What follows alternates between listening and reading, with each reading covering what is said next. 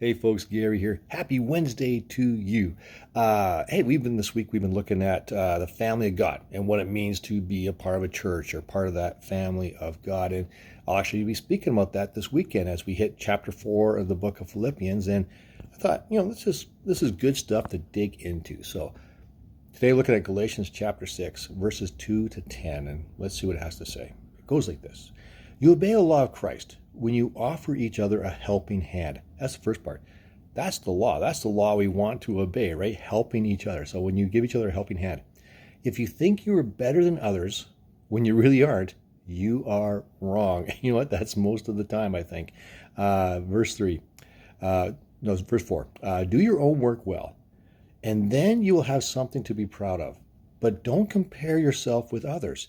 Each must carry our own load. Share every good thing you have with anyone who teaches you what God has said. You cannot fool God, so don't make a fool of yourself. You will harvest what you plant. So this is getting really good here. So you'll harvest what you plant.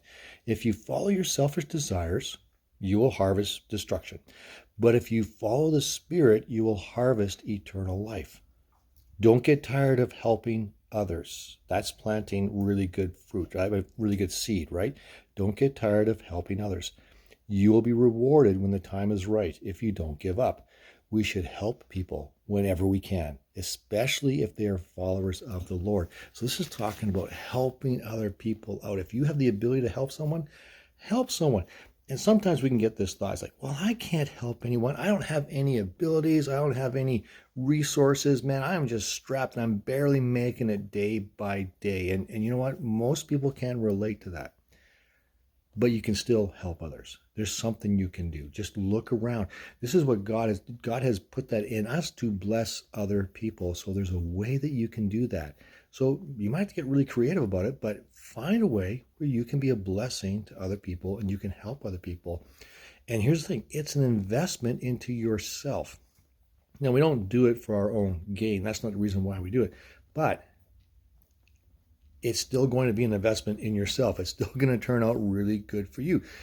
Paul's not kidding when he says you harvest what you sow. And so if you are sowing your self-interest, well, that's all you're ever really going to get out of it.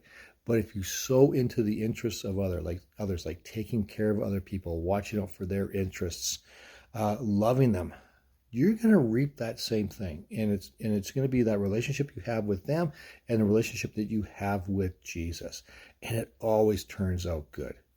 You can never go wrong helping other people and blessing them.